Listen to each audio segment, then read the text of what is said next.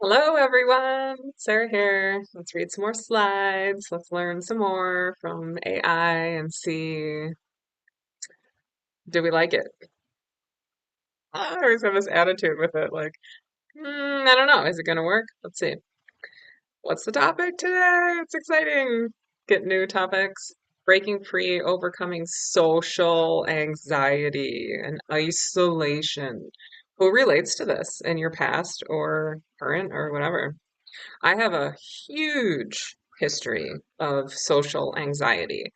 So as a kid, I would hide in the bathroom and eat chocolate and have just like my mind, in fantasy land, whatever. Like I was freaking miserable um, a lot of my childhood from social anxiety. There was maybe other stuff going on, right? But like I had a lot of social anxiety and throughout my life.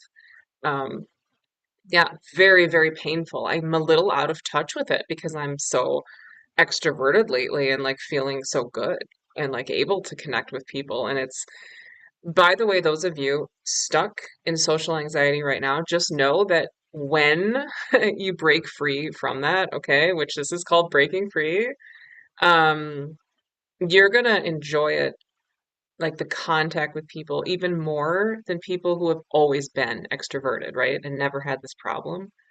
The fact that you have suffered in this way is going to make you enjoy it even more. You know what I mean?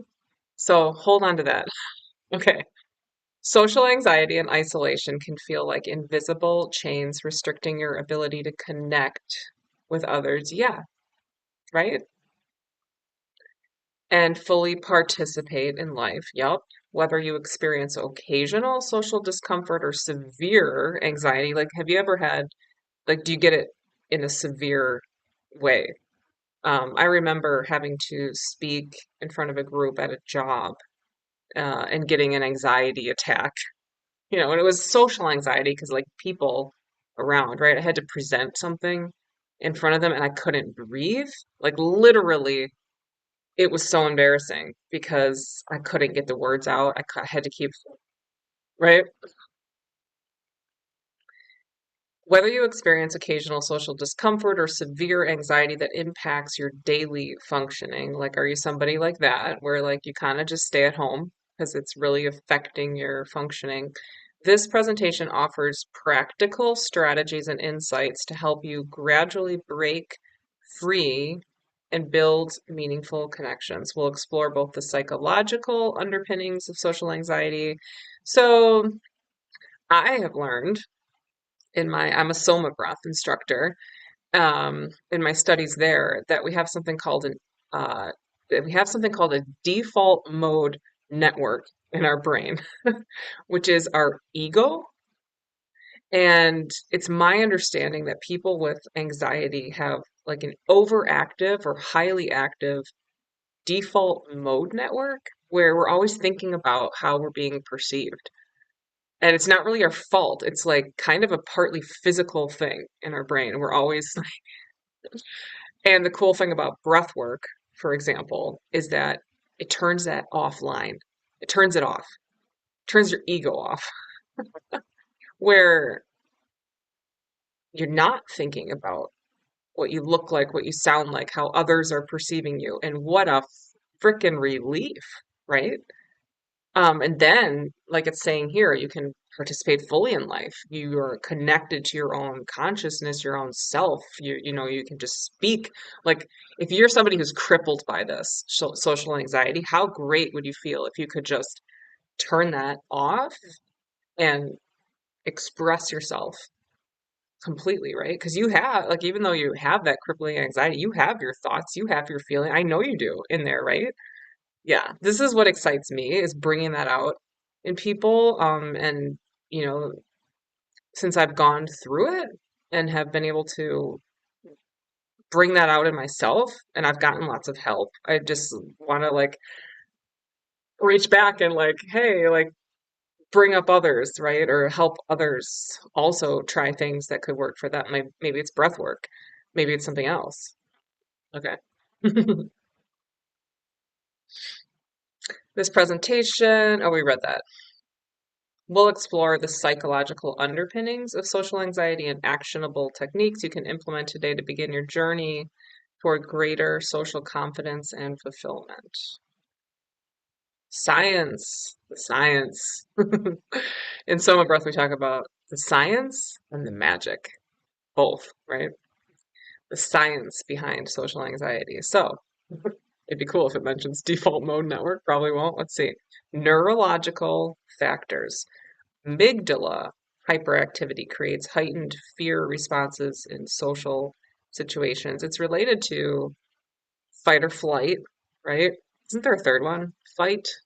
So you're going to fight or run away or freeze, play dead. I'm a runawayer. Like that's like when you feel anxiety, what do you do? What do you want to do? Is it self-harm? Is it, you know, I want to get out of here, like go running or like, and physical can really help. One time I had been having a severe panic attack and I had told my dad on the phone and he was like, go for a run. I'm like, it's not going to work. And it of course worked because when you're having anxiety, you're breathing too much.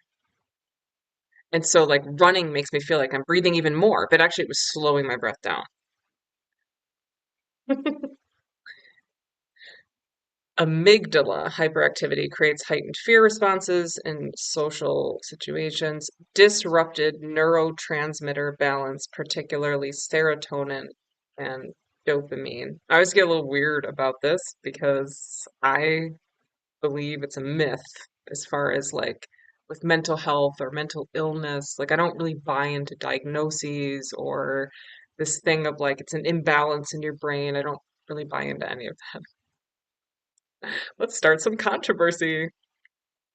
Disrupted neurotransmitter balance, particularly serotonin and dopamine. Genetic predisposition accounts for approximately 30 to 40% of vulnerability. Psychological components, negative self-evaluation and fear of judgment. I wonder how much comes from parents. So, like in my situation, I feel like I was bathed in fear since I was in utero, right? Like my mom just, I think, is fear-based and like grew up in like a maybe dysfunctional home where there actually was stuff at times to be afraid of. And I don't know, I feel like since I was in utero, I just absorbed all her fear, right? And like thought processes of like what could happen and what if and where's the danger and like hypervigilance, right? So also for me personally, I feel that I did not get what I needed as far as validation or like somebody, an adult, like wanting, or anyone, right? But an adult wanting to know what I thought, what I felt, right? Like mirroring my authenticity, my real self, my real thoughts as a child. And I was an interesting, deep thinking child, right? And I did not find that reflection. What I found was that, or what I made it mean from my mom and others was like, you're wrong. Like that's what I feel like I learned, whether right or wrong, right? I'm wrong. I'm bad. I'm should not trust myself. Like my mom knows and whatever I think is wrong and that's right. And like so I feel like that really messed me up and maybe plays in with social anxiety for like, I don't know, just not being my real self. I'm not sure. Okay, negative self-evaluation. Yeah, negative thinking. So definitely I had the patterns of like so much against me. I don't know if any of you guys had, I've learned that it's a coping mechanism. Some kids develop self-hate, which sounds so strange. Like a way of coping is to hate yourself, like turn against yourself. So who out there turns against themselves? That could be really related to this negative self-evaluation. Um, does that happen to you? Do you sometimes get triggered and you're like hating yourself? Here's the thing you could do. Write it out. because when I learned to do that years ago, I was like, oh my God, no wonder I'm miserable. Look at what I'm saying to myself. Like, it's so mean, right? We're our own worst enemies. And by the way, you can talk back to that. You can kind of split yourself, like, okay, this is the self-hating part. Let me talk back to that. How would I speak to a child, my child, a child, right? Okay. Psychological components of social anxiety, negative self-evaluation and fear of judgment. Okay, yeah, like what if they know? What if, I so capture the thoughts, write them down. Like for me, I don't know. You think you know what your thoughts are, but if you don't write them down, sometimes it's hard to see it. So give that a try. Attentional bias toward social threats. Yeah, like this hypervigilance. You're not relaxed, you're not at ease, right? And by the way, like if you're young, like start working on this stuff to help you because it will manifest in your body. Like I believe that my chronic fatigue, chronic pain, it's from firing the fight or flight response since I was little, right? When there's no lion, tiger, or bear, and just constantly, like it will mess up your body. So, save yourself, save your body by doing this work now, right? Like start now. Um, distorted thinking patterns. Yeah, I for sure have those. And breath work has helped me so much to get to clarity and great thoughts, and like good thoughts. Because this touches me a little. Like I have all that in me too, and you do too. It's just our brains kind of get sticky, right? And you have one negative thought, another one attaches another one, right? But you start the positive train, it can be hard to get it started, but like breath work gets me started on that. Like I go into the breath holds and boom, I'm getting a good thought. And then another one and another one, another. It's same thing happens. Um, if this makes no sense to you, reach out to me. It took me a long time and a lot of years to learn all this stuff, Um, distorted thinking patterns that reinforce anxiety. So I don't know. I'm not good enough. I don't, what? What do you worry about? Like write out what are those thoughts and care about that. Care about you, right? It's okay. It's just anxiety. That's another phrase. It annoyed me at first when I learned that years ago. Like just tell yourself it's just anxiety. It's like, well, no, it's terrible. Like, right? But it's just anxiety. It will pass. It's not real. This idea of like your thoughts aren't real. Okay, at the bottom here, it says understanding that social anxiety has biological roots can reduce self-blame and stigma. That's a good point because, like, I have or do still sometimes feel like, oh, like it's not cool to having. I don't want to. I want to be cool, which is funny because nobody's ever accused me of being cool. But like, I I want to not have a care. I want to be relaxed. I want to, you know what I mean? Like, I don't want you to know that I have anxiety. I mean, at this point in my life, I'm just sharing openly, right? It's easy from when I'm doing better, right? When you're in it, it's hard. You're already feeling bad towards yourself. Um, so there's self-blame. Like I have felt many times, I shouldn't have anxiety, or this is bad, or this is dumb that I have this, or I'm embarrassed, or right? So, but here's the thing I'll say to you, it's okay. It's okay that you have anxiety. It's okay that you have social anxiety. Love you. Get help loving you. If I needed help learning how to love me, I can help. So, recognizing your triggers and response patterns. Identify triggers. Common triggers include public speaking. Yep. Being observed while performing tasks, meeting new people, situations with potential rejection or criticism. Okay.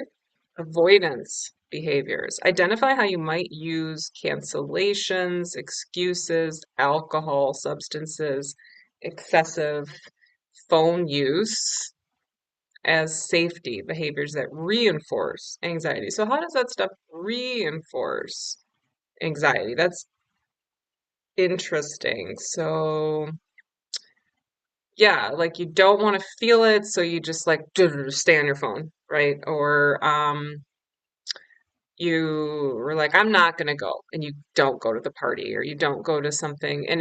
Here's the key, is it something you actually really did want to go to? Because if you didn't, then yeah, don't go. But if you're like sad about it, then we want to work with that so that you can go to the things you want to go to. Okay, so yeah, we don't want to just avoid. We want to use the triggers to go in and do the work and like m- love you, right? And maybe inner child work or parts work or writing it out so you know what the thoughts are, talking back to them, working through it. You got to love you, right? If you just like, I have had plenty of avoidance behaviors. I can still do this, maybe eat a lot of food or something. It's like, it soothes you for the moment, and then you feel crappy and you didn't resolve anything and you still aren't receiving that love that you need or, that help. Okay. Thought patterns. Notice catastrophic thinking. Everyone will laugh at me. It's going to be terrible. Whatever it is, capture those thoughts, write them down. Mind reading, we don't know. It's not, I've heard, okay, it's none of your business what other people think about you. Sometimes that's been useful to me. It's none of your business what everybody's thinking. And we don't know. And usually people are thinking about themselves. Mind reading. They think I'm boring. Well, we don't know what anybody's thinking. Overgeneralizing. I always mess up social situations. Yeah, can do that. I always do this. I'm always, whatever. Okay. Physical responses. Do you get physical responses? Recognize racing heart, sweating, trembling, nausea, lightheadedness, muscle tension as anxiety manifestations. Yeah, like tense, like not relaxed, or does your heart beat? Like I said, if I get a severe anxiety check, I just want to get out of, I want to go running. I need to get out of there. I need to do something. I need to, right? And I do tend to turn against me. Yeah, observe these sensations. Get a little bit of presence with it. Kind of, you're dissociating a little, right? Like you're having the anxiety, but also you're watching it. Self-awareness is the critical first step to breaking the cycle. By recognizing your personal anxiety patterns, you can begin to intervene at multiple points rather than being swept along by automatic responses. Yeah, you begin to get a little bit of space to make some choices, instead of just feeling like almost like you're watching yourself just do this crazy reaction or whatever, and you're not in control. You can get more control. Try keeping a journal, simple anxiety journal, track situations, thoughts, physical sensations, behaviors. Yeah. Small steps forward, gradual exposure techniques. The most effective way, by the way, one thing you can do if you do want to go to an event or something and you think you're going to have anxiety, you can review that in your brain. So your brain doesn't know the difference. So something called visualization is really useful. We use this in Soma breath. You close your eyes and you literally imagine you're going to the place. You see you use your senses. It takes some practice. It's a skill. Some people are more naturally prone to it than others. Pretend you're a kid who's in imaginary play so that you try to really be there in your mind movie and visualize doing the thing you want to do. So you walk in the door and who do you see and what do you smell and what do you hear and right? You kind of imagine yourself doing the thing, and your brain thinks it's real. The more and more you practice with this, this can be useful to do before going to the actual event. So, this says the most effective way to overcome social anxiety is through gradual, structured exposure to feared situations. This works by allowing your nervous system to learn through experience that social situations aren't as threatening as they seem. I suppose. For me, I just gotta say, breath work has been revolutionary. Just revolutionary for changing my state and dropping me into me. The different practices in addition to that that I've done as well to Isha Judd system, for example, connecting to my consciousness, my heart, where I relax. I don't care. This social anxiety is sort of removed. Okay. Create your anxiety ladder. List social situations from least to most anxiety provoking, rate 0 to 100. Start with scenarios that cause mild anxiety. Yeah, you don't want to. Okay, so sometimes I will be so hard on myself and I'll just force myself into something that I'm terrified of. It's too much. That is not showing self-love and self-care, right? Okay. I don't know if you guys get into parts work at all, but parts work is kind of about like we're all sort of multiple personality people, right? We all have multiple parts within us. Okay. So I can feel when that self-hating part takes over. A lot of times I'm confident these days, right? And happy and then something triggers me and boom, I'm like against myself. I'm in my self-hating part, for example. And what's I gonna say about that? Oh, so but it'll be like maybe there's a thing I really, really want to do, and I will like one part of me just like forces the other one to do it. Like I don't care. It's almost like you're speaking to yourself, right? One part to another. I don't care that you're terrified. It's like saying it's terrible, right? It's like saying to a small child, I don't care that you're absolutely terrified. We're freaking going to this thing, right? Like, would you speak that way to a child? No, you would turn and be like, oh, I hug you. I'm sorry that it's like so scary. I'm going to help you. I'll hold your hand. Like, what do you need? How can I make this a little bit easier for you? Like maybe a comfort drink or, whatever, right? Okay. Stay present through discomfort. This can be challenging, right? You want to go to those avoidance behaviors, distractions, phone, Netflix, all of these, right? Drinking, food, shopping, all of this. Use mindfulness techniques to remain in the situation without safety behaviors. Notice when anxiety peaks and begins to naturally subside. I would say if it's really strong, help yourself through the body and the breath. Go to the restroom if you need privacy. Shake, okay?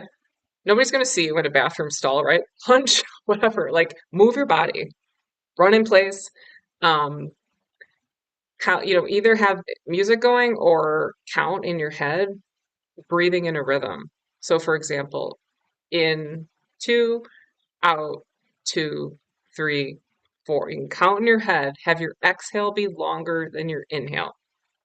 If you're too upset to count well, right, or be able to follow a rhythm, just exhale longer and even hold your breath after the exhale, and then breathe in again through the nose, out through the mouth, longer exhale as much as you can, right? Because when you're anxious, you're going to be breathing fast, but try to breathe in, out as long as you can and hold a little bit after the exhale. Help yourself through the breath and the body. Sometimes I get so annoyed by these strategies that are like things that we can't necessarily access. Like it's so much more comforting to me, for example, as somebody who has had a lot of anxiety, to go in through the breath and the body. Plan regular practice. Schedule 2 to 3 exposure practices weekly. I just start to get irritated by this. Like, do this. Okay. See what you are willing to do. Okay. What you are interested in doing? Who are you attracted to for helping you? What practices, what people, what mentors, what programs, like, okay, each should last 30 to 60 minutes. It's so bossy. I hate when like the so controlling. Like, no, do what's right for you. Okay? These are take what you like and leave the rest. Move up your ladder once a situation, not into the ladder thing. Oh, they're just saying like, okay, you have a ladder. This is lower anxiety. This causes a lot of anxiety. What is the worst? Okay. Once a situation no longer causes significant anxiety, move to the next level, progress at your own pace. Okay. Building your social skills, conversation, prepare 3 to 5 open-ended questions before social events. I just want to like laugh at this. But David, who owns this channel, we were chatting last night and he was asking me interesting questions. I don't know if he prepared them or they just popped into his head. I know he does this online. And I found it interesting because he was on a walk. Like it wasn't something he was getting from slides or whatever. And he just asked. I don't even remember what he asked. They were interesting questions. So I don't know if I can completely scoff at that because I found that kind of enjoyable. And I'm somebody who likes deep stuff, right? Like let's ask interesting questions and not, like, oh, how's the weather? Or like the dumb, like, you know, I like your shirt. Okay. Practice the Ford method. Family, occupation, recreation, dreams. I mean, people like to talk about themselves. So if you just are so scared socially, right, and you're talking to somebody, and it's so exhausting and so hard. I feel you. I know what that is, and I have gotten beyond it. And so I want to help you. Reach out to me. I don't know that I can convey everything through these slides, but yeah, people like to talk about themselves. And if it's hard for you to speak and get your thoughts out, keep asking them about them, right? Focus on being interested rather than interesting. Yeah, and like, what else was I gonna say? Try to listen. Like when I'm so anxious socially, like I remember I couldn't even hear what they were saying. And then it would make it worse because I was like kind of unsafe because I wouldn't know how to respond because wasn't even listening. So try to like, even though all these symptoms might be happening, physical sensations, whatever, high anxiety, like try to listen. I would say even when you're face to face with somebody, engage breathing. Just do it secretly, right? Like you don't have to breathe out through your mouth. You could breathe out through your nose. Just try to get a longer exhale. Just remember longer exhale, even holding the breath after the exhale. Counting could be soothing. Um, maybe some sort of like something that they won't notice by your side, some sort of tapping, right? It's like I feel for you. I don't even know who's out there, but I know many people suffer from this, and I know how painful it is. Assertiveness training. Use I statements to express needs, boundaries, practicing no to small requests, rehearse responses. Yeah, I find that it's not this that has worked for me. It's not some exercise. I mean, for me, it was breath work and Isha Judd system first, which was moving a lot of emotions and having presence for it. Like I'd be crying in front of them, right? It was so healing. Punching a pillow to get that anger, anxiety out, connecting with myself. Um, the breath work, it just overrides this. Like I'm talking about your ego, right? It overrides this. Go in through the body and the breath. At least that's what works for me. Nonverbal communication. Make appropriate eye contact. You know what? I learned at a retreat recently at an intro to Tantra class. We did this exercise where you sit in front of somebody and you look into their left eye. I found that amazing because if you're uncomfortable with eye contact, which I guess I am a lot of the time or was, or I get uncomfortable. Like I don't know which. eye to look at. I get like weird about it. Like, I feel like my eyes are going back and forth looking at, right? If I look at somebody's left eye, all of a sudden there's like a way of communicating. It's calming, I found, and I can sort of see into them. So, by the way, if you have social anxiety, you may be like sensitive. This may be a superpower that you just don't realize. You're seeing the negative side of it. It can be exalted, right? There are so many good things about being sensitive. Hang in there, okay?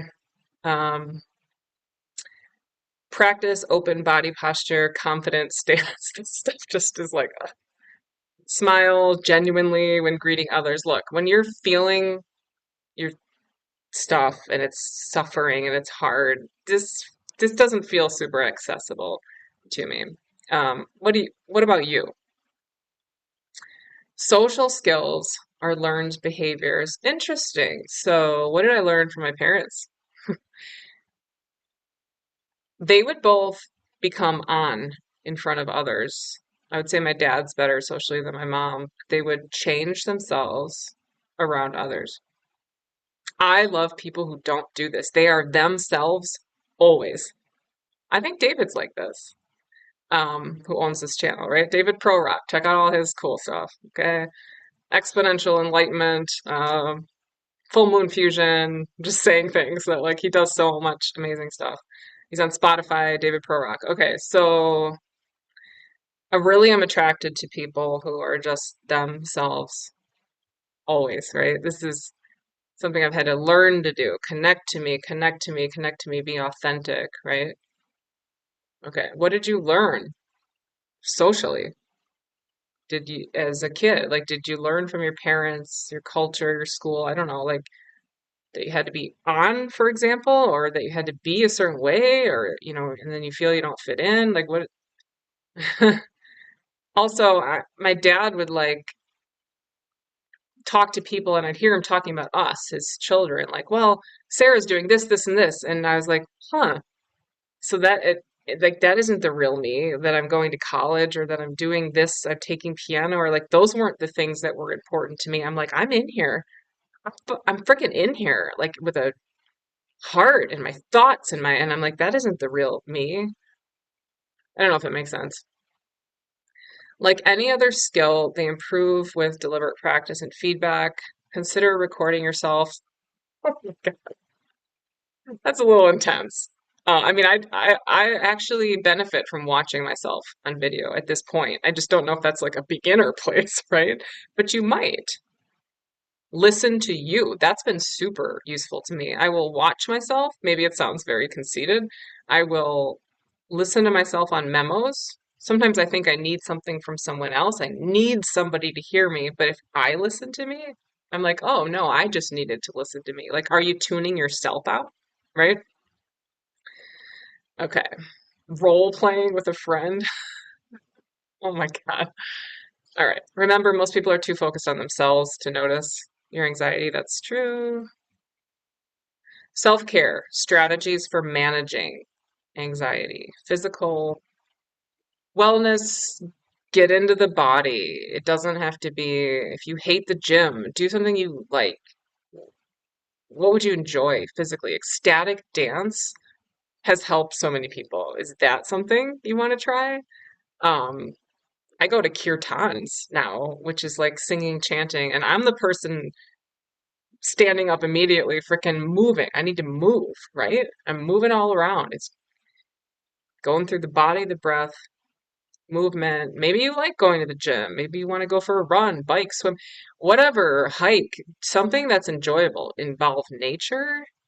Nature is super calming, grounding, can help you. When I was so isolated, like literally, I might seem very extroverted now. I was so isolated for so much of my life, so painfully lonely. Like this touches me, and I know you're out there. I know many people are like this, right? Like many people are so lonely and so bogged down by this anxiety that I remember thinking trees were my friends. And I just did a Soma breath rave at somebody's birthday party as a gift, and I shared that story, and she called out the birthday woman. She was like, well, you can have both. You can have people friends and the trees are your friends. So, okay.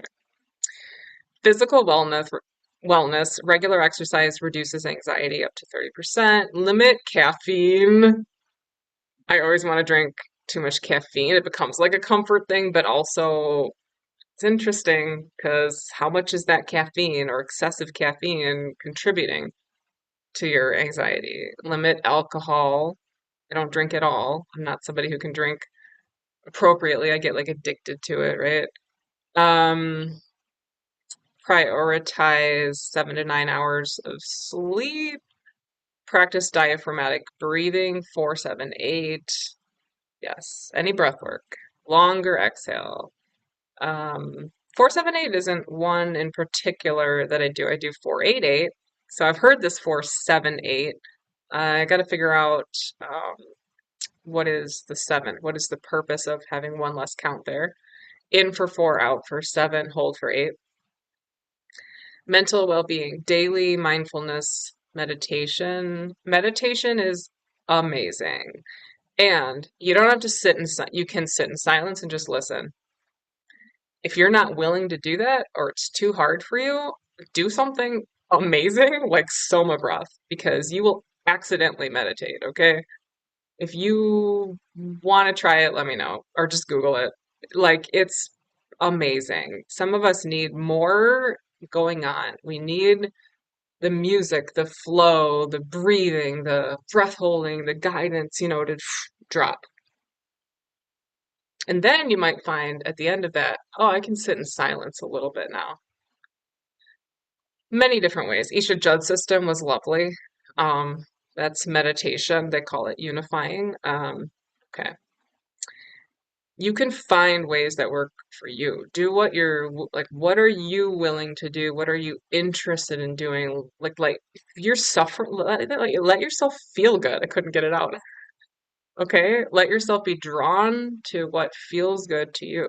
Try these things, but not in like a forceful, I have to do this and I hate it. Like, no, like what would feel good to you? Okay? That's also healthy. Don't like, yeah, a glass of wine feels good, but isn't probably a good idea. Okay? Challenge negative thoughts with evidence-based alternatives. I would say write out your thoughts, see how awful they may be in those moments, and talk back to them or write back to them like you would if you're a different person. Like, how would you speak to somebody else having those thoughts? Practice self-compassion rather than self-criticism. I do think self-love is a big piece of that. What can help you get there? I know many ways. Feel free to ask me. Set boundaries on social media consumption, scrolling. This is something I need to become, I hope to become willing. I'm like watching for that willingness point of like, all right, enough is enough. I'm going to become less addicted. I'm going to actually make a decision to become less addicted to my phone.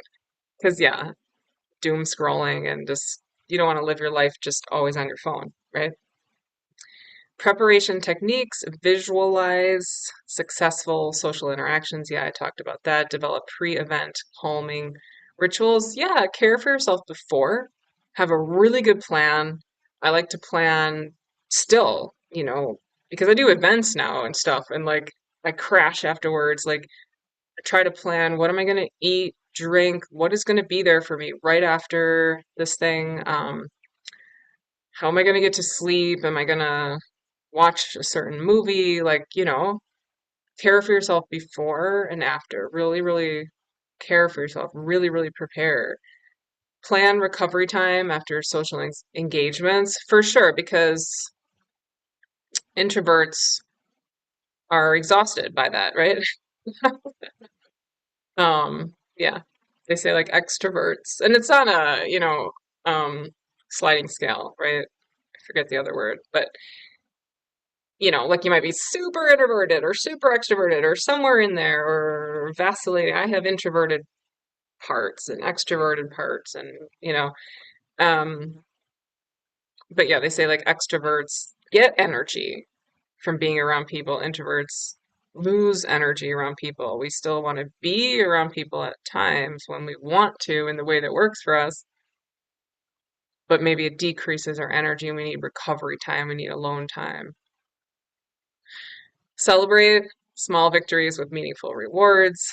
Um, yeah, I remember my dad saying, celebrate, celebrate. Like, I don't celebrate, right? Celebrate, you know? Um, yeah, I'm saying to you, good job. Let me know, and I'll tell you, good job, and celebrate and give yourself a treat. Okay. Consistent self-care builds resilience and provides a foundation for social growth. Yeah, like a daily practice is what's most dear to me. Okay. I do my soma breath, right? Music and meditation and rhythmic breathing and breath holding and chanting and when I want to parts work and spiritual connection and talking to God and I mean all of this, okay, is the best ever. Okay, so finding a practice that works for you. Um, these practices don't just manage anxiety, they improve overall quality of life and psychological flexibility. Is that the last one? No. When to seek professional help? Okay, I'm going to be controversial again. I feel like a lot of professional help sucks. However, of course, if you are in danger, get help. Signs professional help may be beneficial. Anxiety significantly interferes with daily functioning. I just think there's so many natural ways to get help with this that are so much better. That's just my personal opinion, right? And I suppose professional help doesn't have to mean psychiatrist, right? It could mean other things that are more natural based. Self-help strategies haven't provided sufficient relief. You experience panic attacks or depression with your social anxiety. You use substances to manage social situations. I recommend AA. There's an online 24/7 AAHG. That's wonderful as well. You've become increasingly isolated or have thoughts of self-harm. Yes, please get help. Treatment options, so strong evidence, cognitive behavioral therapy, changing your thoughts, acceptance. I love the idea of acceptance. What do I need to accept? Right? Well, this is actually saying acceptance and commitment therapy. I don't know what that is. That's a new one. Group therapy specifically for social anxiety medication. Okay. Is that it? Let's see. Haha, I'm talking a lot. Your journey forward, creating a personalized roadmap. Overcoming social anxiety is a personal journey that happens gradually, not overnight. Yeah, I mean, I'm 46 years old. It's been a whole journey since I was little because I had this from a young age. Creating a plan increases your chances of progress and meaningful connection. Okay, weekly reflection. This is where I get irritated with these, like, I don't know, it just feels controlling. Weekly reflection, track progress, setbacks, insights in a dedicated journal, notice patterns. I mean, yes, look for patterns, watch for triggers, take actions that can help you, reach out to me, to others. Scheduled practice, commit to 2 to 3 social exposures weekly, start with brief, structured interactions and gradually increase duration and spontaneity. Okay, like put in the comments, what are you working on? What's something you want to do this week that you have anxiety about, but you do genuine, like it's a yes for you. You want to do it. Maybe we can support each other here. Support network, identify 1 to 2 people who understand your goals. I mean, it is wonderful to have good people in your life. I had to learn that, like learn to seek out and yeah, seek out the people that were the right people for me. You might not just be around the right people. I relax a lot because I have finally found my people, which turns out to be like modern day hippies at these retreats and stuff. I feel very comfortable and normal around them, right? I just didn't fit in well in like the suburbs. Okay. Consider joining support groups or social anxiety forums for additional encouragement. Here's a quote: "The journey of 1,000 miles begins with a single step." How do you pronounce this person's name? Lao Tzu, right?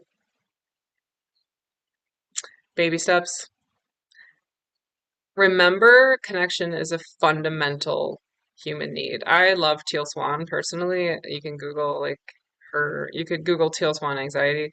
And like she says something like all that matters or everything that matters, it's relationships. What matters is relationships, period.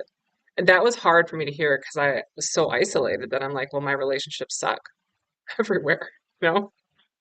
So what does that mean? Like I like being alone, and maybe you feel like that. Connection is a fundamental human need. I want to tell you there is hope. You absolutely can get there. Yes, and have connection that feels good to you. Your desire to overcome social anxiety reflects your drive for meaningful relationships, whatever, with patience, persistence, self-compassion. So we need to get to that love. I want to give you love, and I want you to give you love. Please be nice to yourself.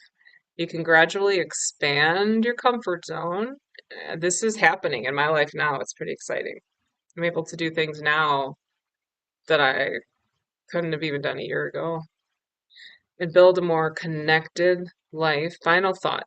Every person you admire for their social ease has faced moments of anxiety and uncertainty. And I want to say, I mean, I kind of disagree because I think some people are just at ease since they were a kid. They just haven't had this issue. They have other issues. We all have stuff. Okay. Um, I want to again say that when you get there to a connection, to a relief in this anxiety, it's gonna, I think it's even sweeter. I mean, I'm only me, right? How do I know? I don't know what it is to be someone who's never had this.